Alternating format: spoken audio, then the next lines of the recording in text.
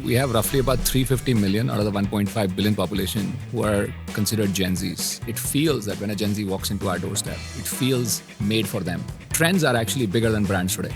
How do you see the evolution of video commerce in the country? It's so ironic. You and I are talking about Gen Zs. We are far apart from being a Gen Z, but let's give it a shot.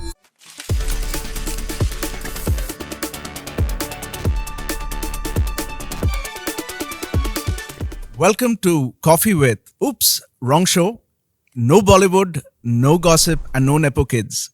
Welcome to Water Delivery. Here is a channel where we unpack consumer journeys, understand them in terms of intricacies of their shopping experiences. I am Ravi Iyer, been with Flipkart for close to a decade.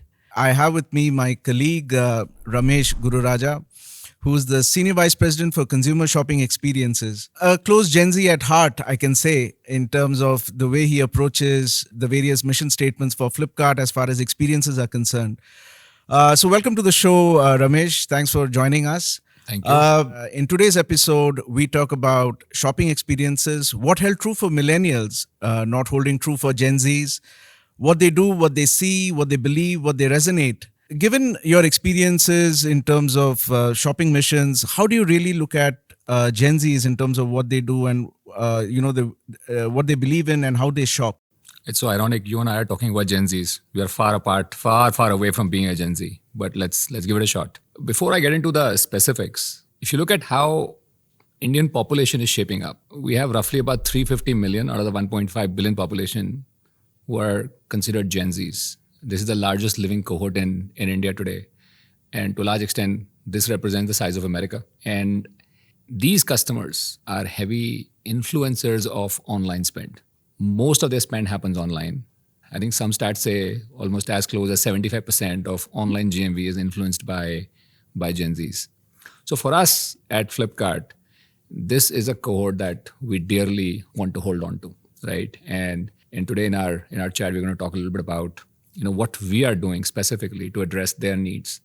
And it turns out their needs are how we looked at shopping and how they look at shopping. I think it's starkly different. And our app was built about 15 years ago.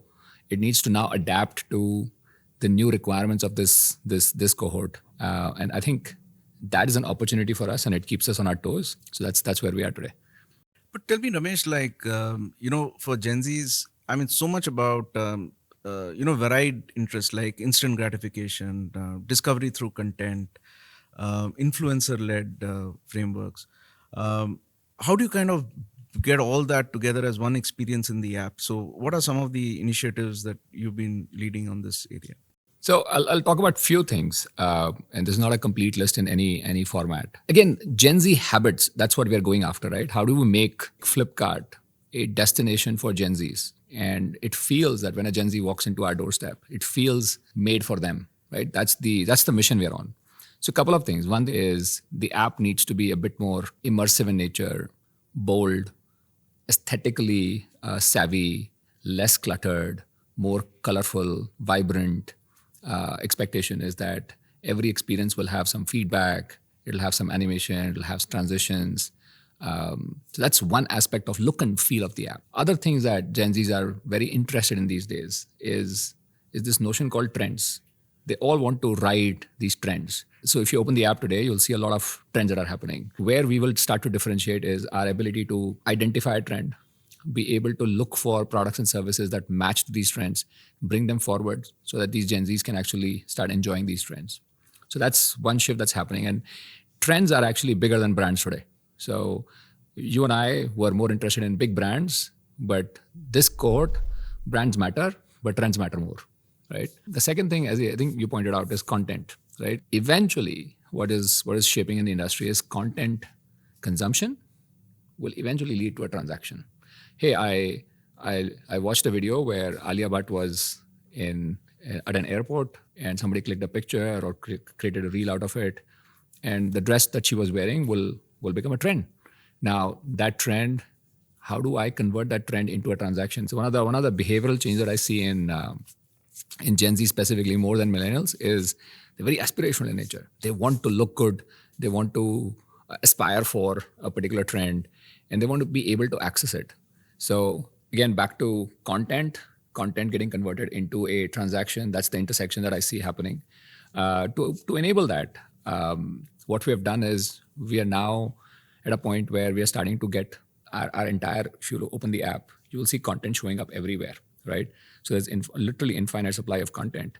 But this content now needs to get very immersive with the trends that are happening, become more and more relevant, so people can actually start, enjoying the content at the same time. Whatever they see, they're able to afford it, and that's where the affordability play plus the trend starts to intersect. So that's something that we are very buoyed by. Staying at that point, Ramesh, if you recall when we went to China, a couple of days back is when, weeks back actually, Ramesh and we were in China and we saw the impact that video commerce has had in China. In fact, right in front of us, there were actually influencers who did more than a CR worth of sales in just 2 hours. How do you see the evolution of video commerce in the country, and what are some of the initiatives Flipkart's taken in that direction? Clearly, China is few years ahead of us. I think they've created an economy that is able to sustain effectively using video commerce as a channel.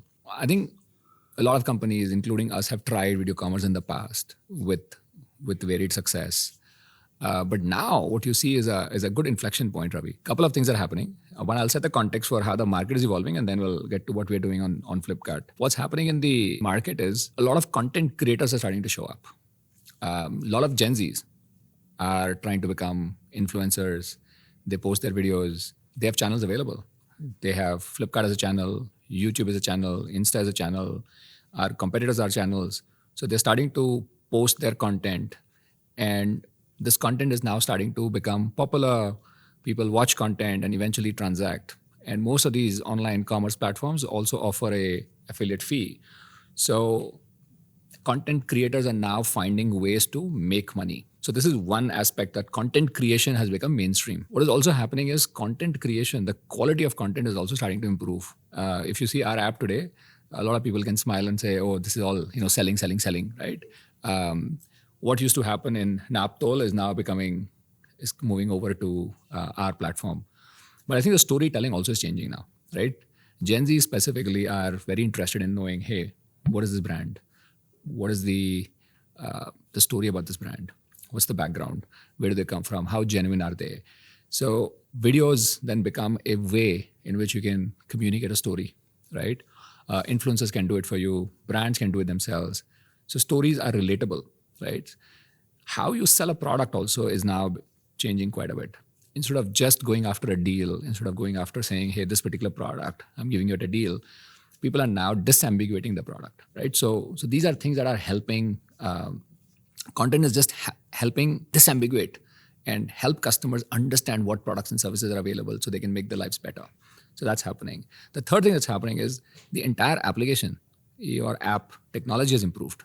With the improvement in technology, I'm able to, one, serve a lot more content.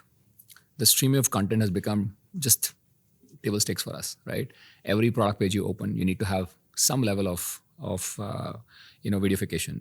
And there is enough data to say that videos actually help convert products much better.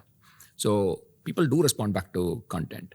So videos are now starting to show up in the entire buyer funnel. If you're looking at a product, you will absolutely see some products from some videos or content from experts. You will see some videos and products from people who have already used it, unboxing videos. So this helps generate a lot more trust in the system. So that's how we're actually, all these things are starting to come together. And the more content shows up, the more of this flywheel that kicks in, brands and sellers start to participate, the quality of the content goes up. I'm saying in the next 2 to 3 years, there is going to be an equal opportunity for Indian players, just like the Chinese players, for content creator economy. One of the things we've learned is the creator ecosystem is nascent in India. It's starting to emerge. I think what we thought was, how can we help creators? So you need to start this flywheel. So one of the things we came up with was this infrastructure, right? So whenever you want to create a content, just look at our studio here, right? You need to have proper lighting. You need to have proper background. I want to show let's say a kitchen utensil, right? Or a kitchen tool. I need to look and feel, the background needs to look and feel like a kitchen, right? So we created these physical infrastructure locations. We used some of our FCs as a starting ground, and we created these modular studios, which has lighting, camera, and also because we're in the FC, we have access to all the products. So we invited creators, a select set of creators, asked them to come over to these places and start creating content. We gave them some working capital so that they can acquire these products, create content out of these products, and once the content starts to perform in our marketplace, they get the money back. So that's the concept of our digital creator cities, and it has now started to show up in multiple cities. We have one in Delhi, one in Bangalore, one in Surat coming up. So all these places now will have infrastructure that is available for content creators to take advantage of. One of the additional benefit of doing this is because these creators come together, they learn from each other. There is also a little bit of learning what works, what does not work. I think it's starting to seed very well. We are hoping that in the next couple of years, we'll have a reasonable amount of good quality content creators who understand how to relate to the audience, what to do and what not to do. And I hope these creator cities help grow our content creator ecosystem. Staying on that point, what about the role that AI is playing in this entire creator ecosystem? Because at least what I gather is in China and maybe parts of the West, close to 30-40% of all content is now AI generated, where you have AI avatars or others. So the acceleration of this entire video commerce or influencer commerce journey can get accelerated. How are we looking at it in that? So it definitely helps, right? I mean, with the computing power that is now available, especially through AI, content creation has become interesting, right? But the act of storytelling doesn't go away. But the tools available to make that storytelling look very crisp and to the point is available through AI, right? Like for example, I want a shoe. I want to place this shoe on a beach. I don't have to go to a beach and take the pic. I can actually use AI to generate that pic. I can use AI to edit. I can use AI to clean up quite a bit of the video production, etc. that happens.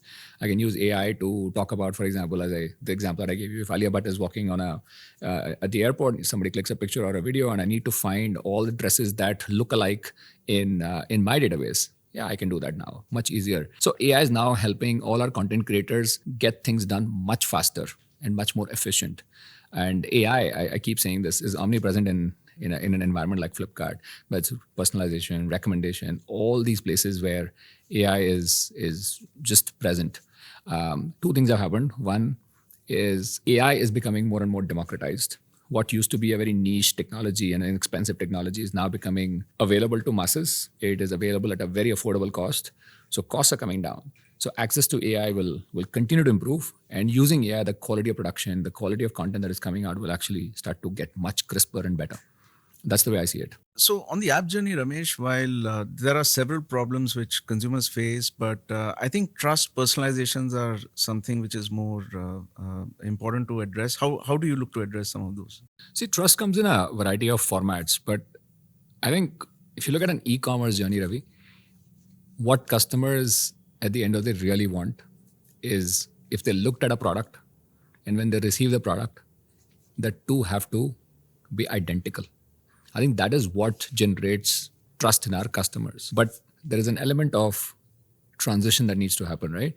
So when I look at a product, for example, we have a bunch of trust markers, etc. Things like, hey, when will it show up? Things like, hey, what is this product specification? Have we disambiguated it? So for example, what we do is we show a bunch of videos around the product. We show videos not only from the manufacturer, but we also show videos from people who have bought it. So they explain how they have used the product. We show videos from experts. So this generates a little more trust. Then what we do is we summarize all the reviews and we help people understand when should you buy it, when you not buy it, right? We also tried experimenting with Flippy. You're aware. It is more a AI assistant that is around that explains and summarizes things for you. Does it make sense to buy this particular AC? Should I buy a 1.5 ton AC? Should I buy a 3 ton AC? It is able to disambiguate and tell you, right? We have disambiguate pricing. Pricing has become very transparent now. So if you see a price, it will tell you what is the lowest price at which you can buy the product. Under what conditions. You use this card, you'll get this discount. You'll use this particular super coins. If you happen to be a Black member, you get additional discounts.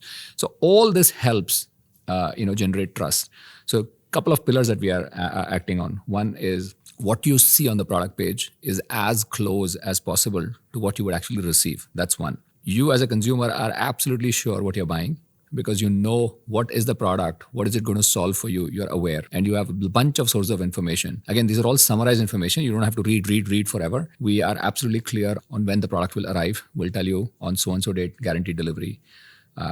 We're absolutely clear on when you walk during the entire buyer journey. We are very clear on what is the price at which you're going to end up getting it. So these are some of the things we do to generate trust and transparency in the system. This is something very close to our heart. I mean, this is not just a Gen Z focus or millennial focus. Any purchase that you do across the entire journey, we believe in these 4 or 5 parameters, and that's what we strive very hard for. Awesome. Thanks, Ramesh, once again for these useful insights to the audience. Thanks once again. I hope this was very useful in terms of understanding Gen Zs from design, app interface, instant gratification, speed, video commerce. I think these are several elements in terms of how the shopping missions are undertaken. That's a wrap today. Thanks once again, and thanks, Ramesh. Thank you, Ravi.